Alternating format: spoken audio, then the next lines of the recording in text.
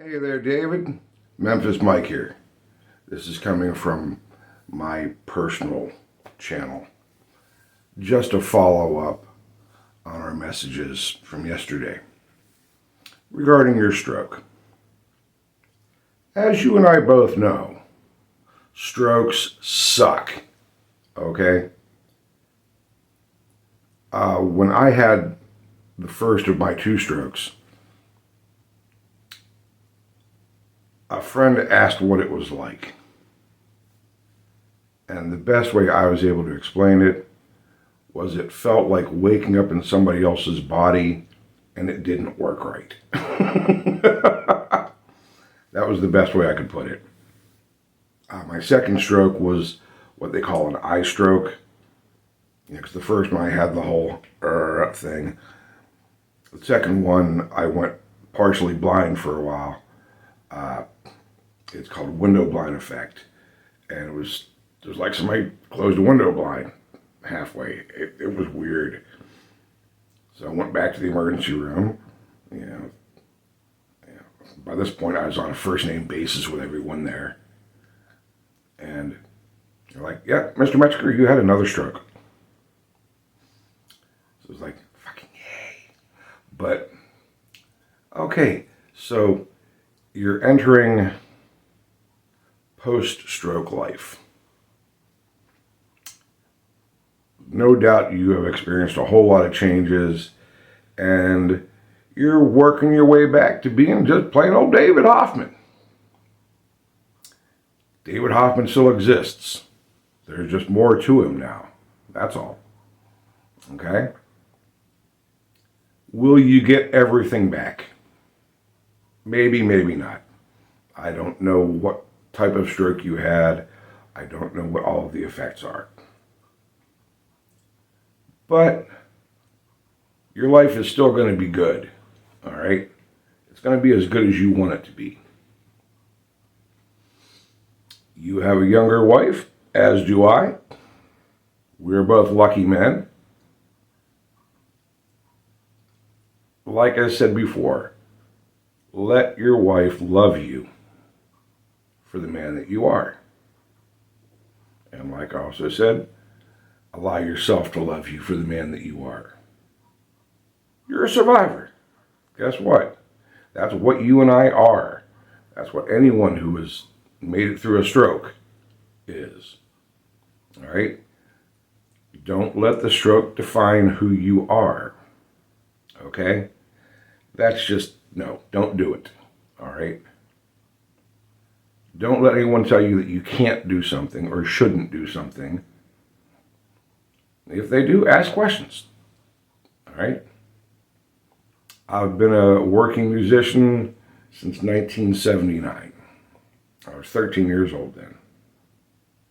I've toured quite literally all over the world. Never got rich. I was never big and famous. Part of that due to my own stubbornness. But I'll tell you,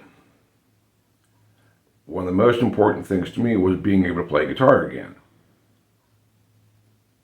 The day that I got home from the hospital after the first stroke, once I got into the house, which that itself was kind of fun because my house is nothing but goddamn stairs,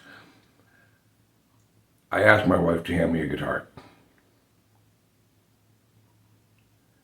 It was one of the saddest moments of my life because this hand just didn't know what the hell to do. All right, it was like,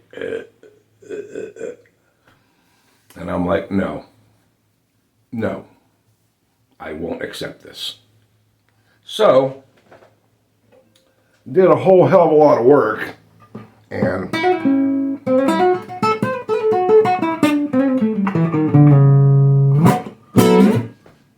I can play again. All right? Maybe not as well as I used to, but I can still play. About 2 or 3 months after my first stroke, I went in to the recording studio and recorded a song called Motherfucker, I'm Hard to Kill. Because that's been a running joke with my friends for years. One of these days maybe I'll tell you the whole story. But I'd be damned if a stroke was going to stop me. All right? It's going to take a hell lot more than that to stop me. And it should take a hell lot more than that to stop you, too. All right? You know, I've been watching some of your videos over the years now. It's like, you know, I didn't always put two and two together who David Hoffman was. Now I do. Okay? And I would like to consider you a friend. All right? We're both survivors, so we're in the same club. Okay? One thing I will suggest, challenge yourself. Okay? Every day, a little bit more, a little bit more, a little bit more. It's taken me a few years, but I can walk without a cane now, which is something I couldn't do before. I mean, the first year or so after the stroke, I couldn't get around the house without a cane. All right? I wouldn't even think about going out without one. Last few months, no cane. All right? Am I ready to go jogging? I don't think so, but really, do I look like a jogger? I wasn't going to do that anyway. Am I 100% back? No. 95 to 98%, depending on the day? Maybe. All right? But challenge yourself. Pick something that, you really want to get back, and you work at making it happen. Okay? Tell you a little something that I did. Not saying that you have to do it, but it's something you might want to do. Or not. Being a musician, I listen to all sorts of music. I have always had a love for Bulgarian vocal harmonies. I know, weirdo. But I decided to teach myself to speak Bulgarian. I mean, that's not only a whole new language, it's also a whole new alphabet. All right? The grammar rules are insane. Do I speak it fluently? No. But I can tell you, moj bulgar jezik не най-добре, но не толкова лошо. Okay? See, you can do anything you want to do. Put your mind to it. Okay? I have faith that you can do this. You've got your wife, you've got your family. And guess what? You're going to be around as long as you're here. All right? We don't get to declare the end of the game. All right? Someone else does that for us. As for being 83, okay, I'm going to say I am not 83. I might act it some days, but I'm not. But I will tell you, I have a number of friends who are in their mid to late 80s. Oddly enough, they're all from the music business. We don't usually live that long. All right? My one friend, Hayden, he just turned 87, and a month before his 87th birthday, had a new album released on a record label out of Finland. My buddy Matt Lucas, he's still traveling all over the world with his wife. They're big cruise ship people. And I mean, they're always going somewhere. They're unstoppable. I have a friend of mine in Bulgaria, Yanka Rupkina. I mean, she's a legendary singer. All right? I mean, she's worked with Kate Bush, Linda Ronstadt, Maria Moldauer. She's won a Grammy on her own stuff. And she's known all over the world. George Harrison and David Bowie. And David Bowie were big fans. She'll be 87 in August. That woman is unstoppable. She is a force of nature. So, don't let age fuck with your head. Pardon my language. Yeah, you're getting older. We're all getting older. Every second of every day, every single one of us is getting older.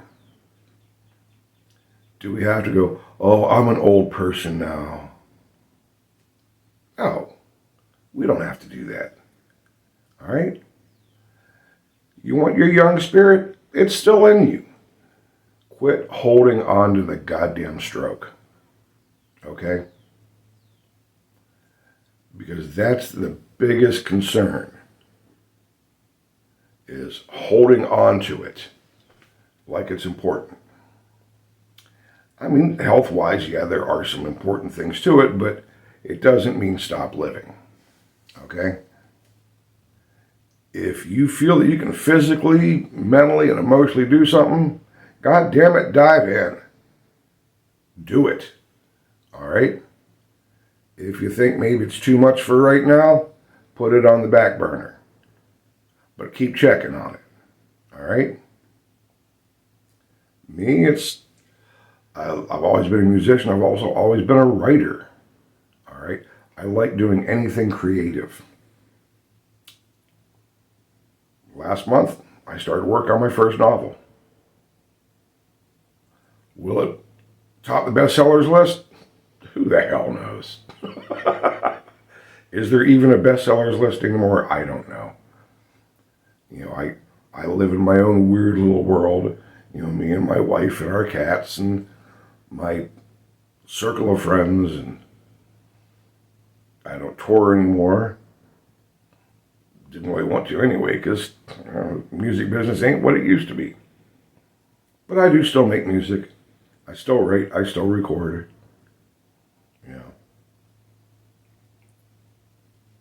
Just don't let this stupid thing take over your life. There's no reason for it. You're a smart man. You're a talented man. Kick this thing in the ass and get moving. All right? So, my friend, please have the best day possible. Okay? When you wake up every morning, before you even get out of bed, take a second and be thankful. Because waking up, that's a gift. Not everyone gets to do it. When you are able to get out of bed, that's a gift. All right? The rest of the day is on you, though. How it goes is completely on you. All right? Make the best of it. Tell that stroke to fuck off. All right? Take care, my friend. All right? Anytime that you need to talk or get a hold of me, you do that. All right? I'll set you straight. Okay? Cheers. And as my Bulgarian friends would say, do widzenia. Ta-da.